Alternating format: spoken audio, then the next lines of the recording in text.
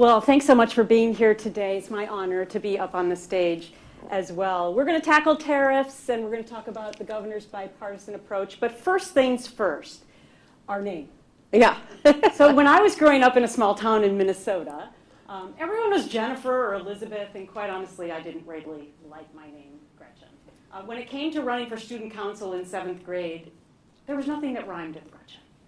My dad came up finally with stretchin' for Gretchen, for your vote.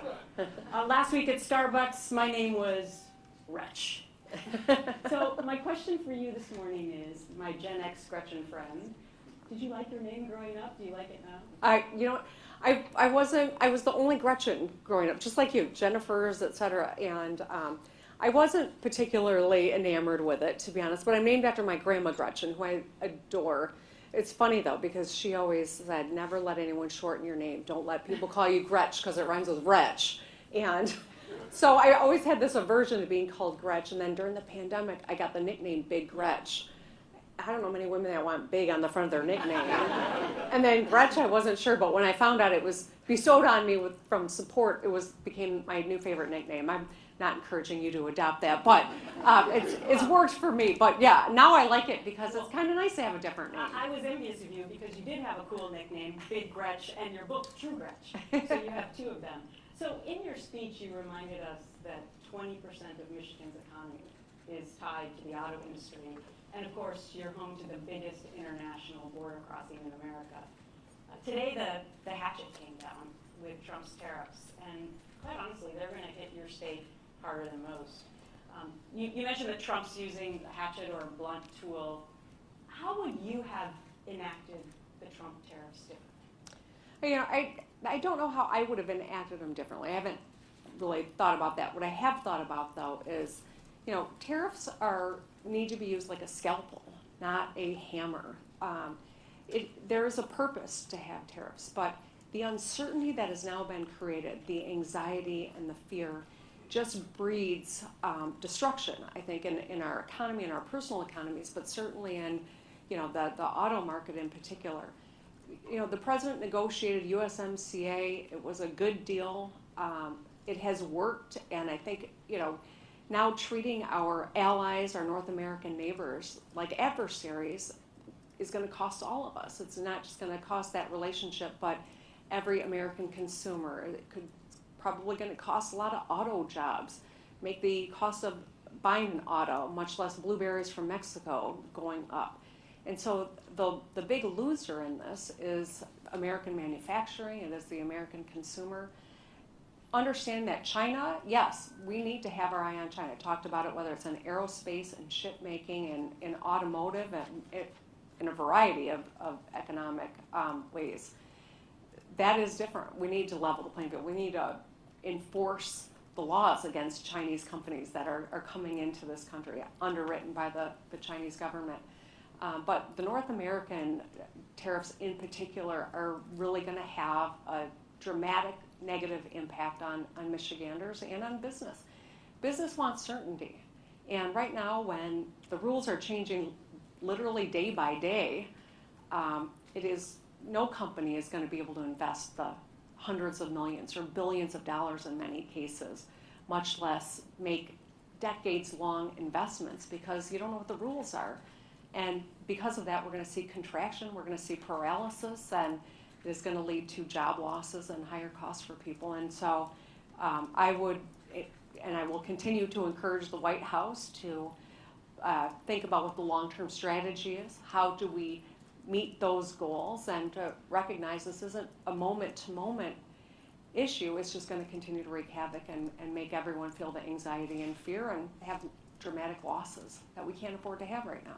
I want to talk about your constituents because I don't have to tell you that Michigan has had it tough with trade wars. NAFTA eviscerated manufacturing when production moved to other countries and to cheaper southern states. And now tariffs are quite honestly putting you in a tough spot with your constituents. On the one hand, you have the UAW, who for the most part is in favor of these tariffs, saying that if they work as Trump says they will work, then it'll bring back jobs and manufacturing. But on the other side, you have the auto manufacturers and you have the auto dealers who are going to get killed with these additional tariffs. So how do you thread the needle for all of your constituents? Well, as I talked, Michigan does feel, there's a saying that when America gets a cold, Michigan gets the flu, right? We are the first to be hit when, to feel the pain of decisions that could be argued to be capricious or not strategic. We feel it harder than any other state, and that's what we're seeing already in Michigan. I understand the sentiment that some are conveying, yes, we should be onshoring supply chains. I agree with that. Yes, we should be building more stuff in America, 100%. It's a national security issue on top of all the other reasons that it's a good thing for jobs. It is a good thing for consumers. And if we had a magic wand, could we all go back and redo some things differently? That'd be lovely, but we don't. The reality is, in this moment, we have supply chains that have been built up with our North American neighbors that American jobs rely on, seamless flow. Yes, perhaps we should be onshoring, and the goal is great, but we need to be realistic. That doesn't happen overnight. There are suppliers that are still trying to recover from inflation and COVID who are on the bubble and don't have the resources to weather this up and down uncertain time that, where the rules keep changing.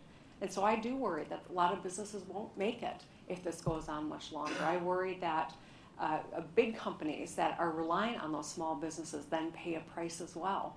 I have done a little bit of traveling abroad recently, and I can tell you there is an anti-American sentiment that they're saying don't buy American goods anymore. American companies are going to pay a price for that. And so I'm really very concerned about how do we navigate this. As for the UAW, we'll lose some UAW jobs. And I understand the leader wants to try to be a part of the conversation, and he's a good guy. He's done some good things, but I think that the longer term concern is the loss of UAW jobs and the pain that's going to be inflicted in the short term. Well, speaking of that, immediately after the Trump tariffs were announced, 900 UAW workers were laid off. The University of Michigan economist says the steel and aluminum tariffs alone will cost Michigan 600 auto manufacturing jobs by the end of next year, an additional 1,700 jobs in industries that serve auto workers. So, to your point, are the tariffs really good for auto workers?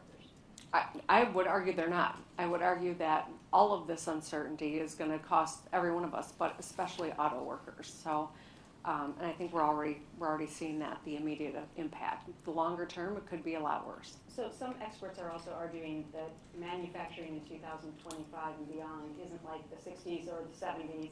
Jobs have been modernized, obviously, with technology and AI, and that those will actually be the new jobs that are coming, if any. So you talk a lot about the hope of future manufacturing jobs.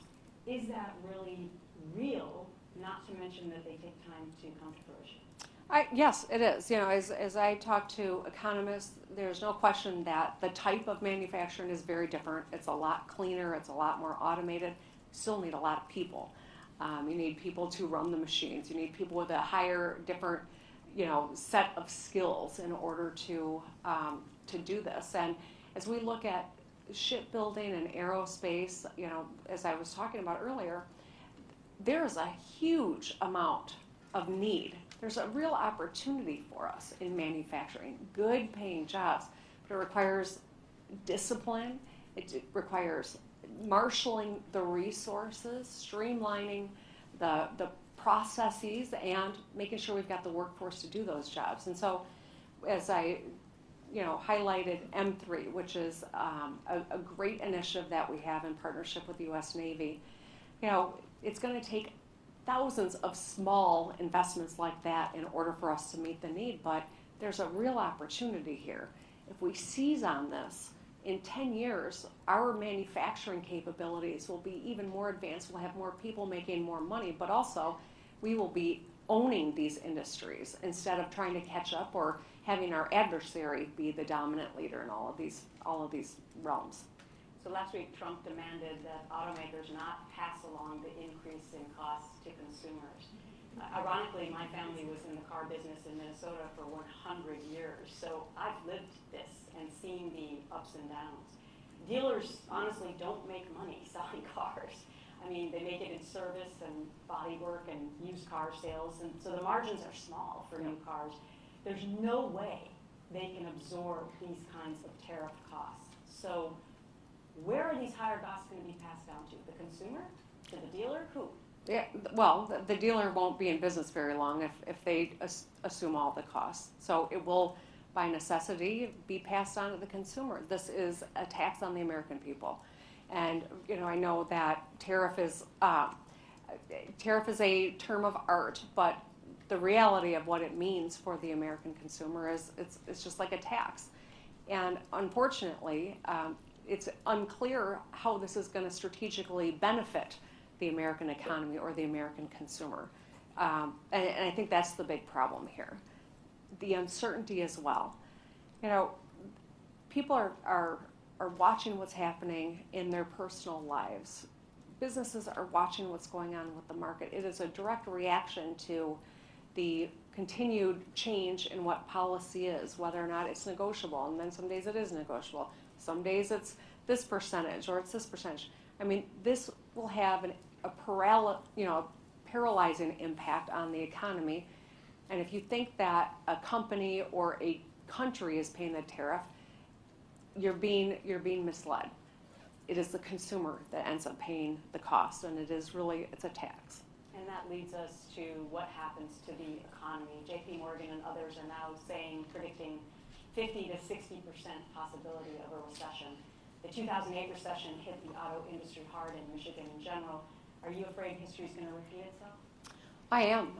It won't be a real repetition because that was driven by other things than some decisions by the White House. But the impact could be as severe, if it could be worse, frankly. And that is, I think, a real potential outcome of if this goes on a lot longer. I'm hopeful that the administration is taking in the feedback and understands the onshoring will take time. It doesn't happen overnight. It doesn't happen over weeks. This is a years-long process. And so we've got to help American manufacturers. We've got to help American businesses weather this, and we've got to make sure that the consumers don't bear the brunt of it. If there is a strategy that can be communicated, markets will settle down and businesses can deploy those resources and make those long-term commitments. But so long as it is a roller coaster, no one's going to do anything because they're going to wait to see what happens, and we're all going to pay the price for that. Speaking of strategy, one of your other big messages today and before has been your focus on bipartisanship and trying to work across the aisle. At my nonprofit, Lift Our Voices, as George mentioned, we believe in that philosophy too. In 2002, we were instrumental in passing those 2 bipartisan laws. I'm not going to say it was easy, but we ended up accomplishing that. So while that marked a huge bipartisan win, quite honestly, many people remain very skeptical that we can actually come together during this hyper-political divided time that we live in. Why do you think that preaching bipartisanship is the right approach? Well, I know that we're never going to find common ground if we're not talking to each other. And I also understand, in this moment, it feels like no action comes without loud criticism from one realm or another. And as someone in the public eye, I can tell you it's coming from both sides of the political spectrum.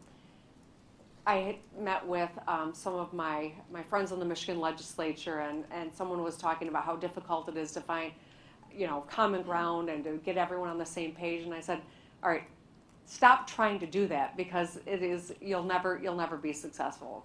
I could, demonstrate on the front lawn of the Capitol for 4 weeks on end, and some people would say I hadn't gone far enough. Just accept the fact that there's always going to be the critic.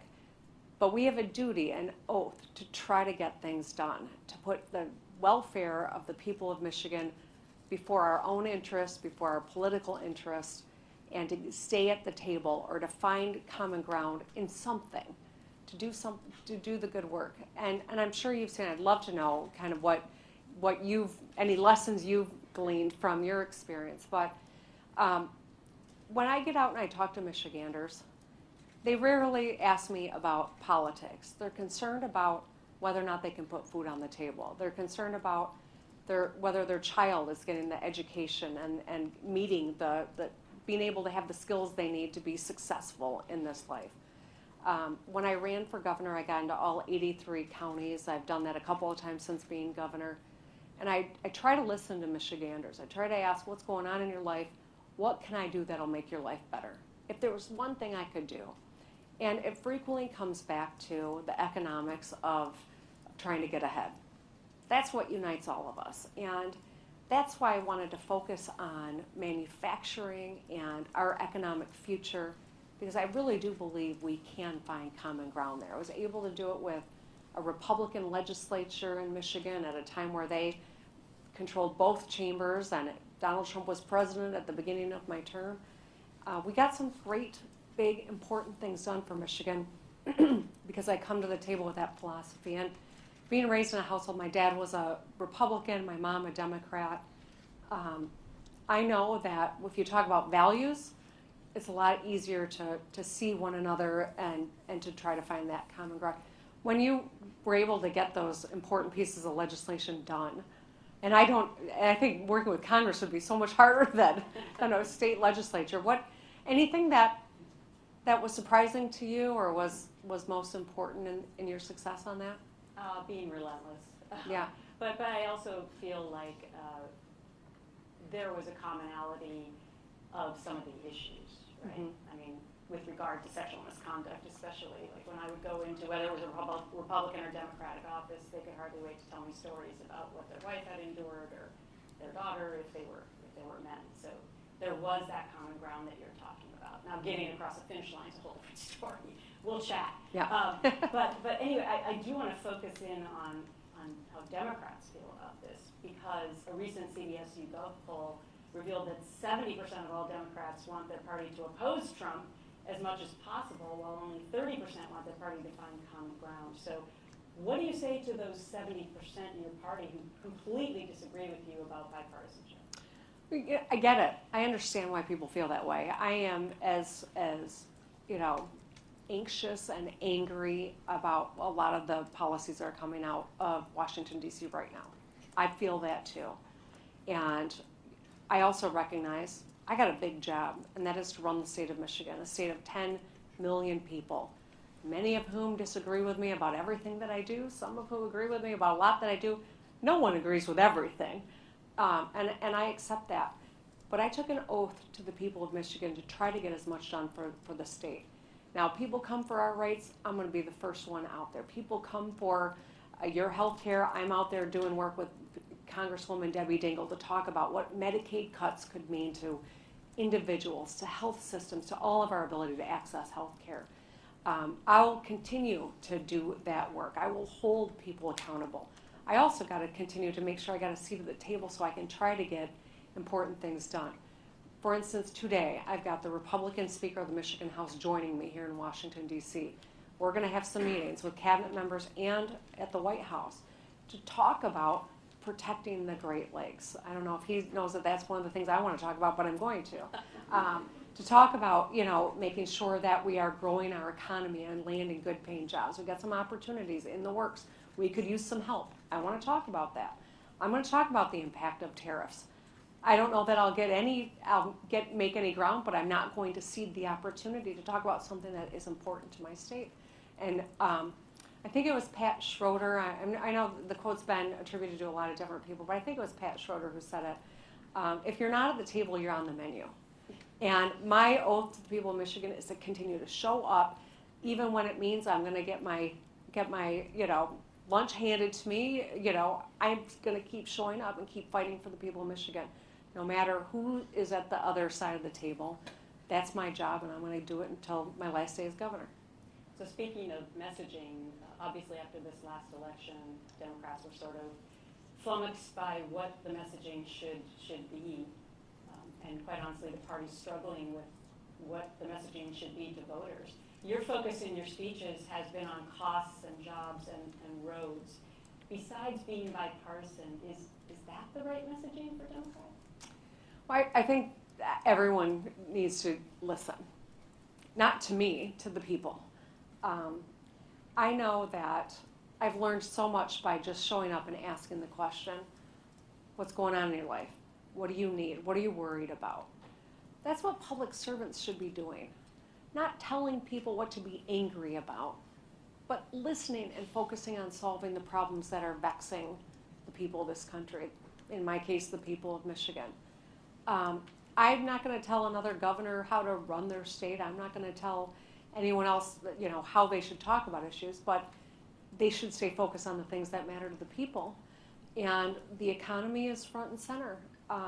For anyone to think that if you're worried about putting food on the table or keeping the lights on at your home, that you've got the bandwidth to care about a million other things, maybe they care, but all their energy is consumed by survival. And so fixing the roads is not just about making a smoother drive for everybody.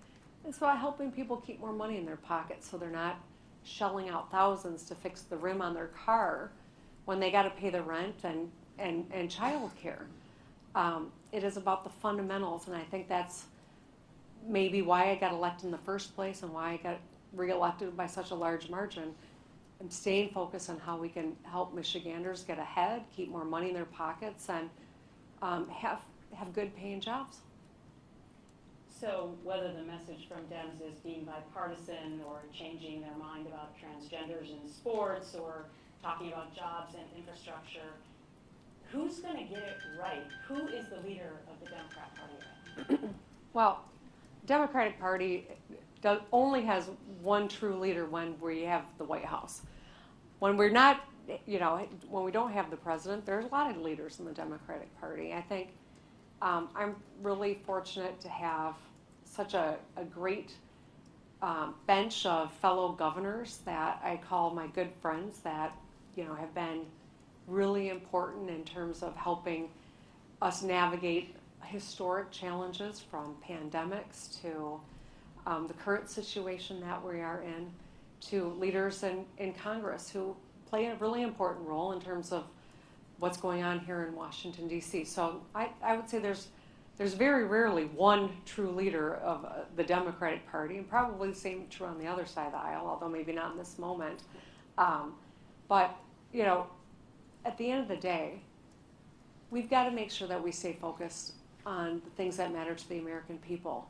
If we are sidetracked by issues that aren't salient to the average person, I don't see how we have a different outcome than what we are experiencing now. And that's why I want to encourage people talking about the economy, talking about good paying jobs, American manufacturing, solving people's problems. That's the most powerful way that we can improve the lives of people in this country, and I think that's what we need to remember. So at Lift Our Voices, we know how important it is to support all workers. Are you saying then that your plan is going to get back the working class who went to Trump last time?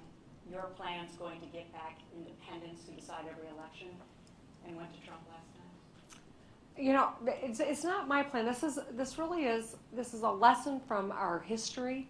This is an assessment of our reality that we are in right now, and where do we want to be. I think that's the kind of analysis every one of us should be doing. We want leaders who are not just focusing on keeping us angry with one another, but where do we get to where we want to be?